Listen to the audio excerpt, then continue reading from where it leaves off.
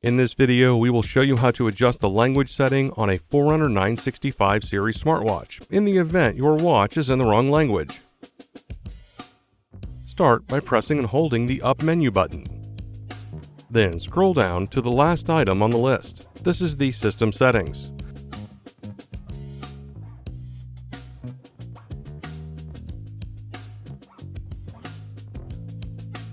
Press the Start/Stop button to select it. Then select the first option on the list. You should now be in the language menu. Press the up or down buttons to scroll through the language options.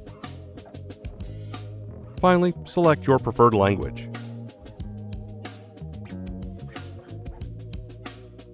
And that's it. You can now update the language setting on your Forerunner 965 series smartwatch.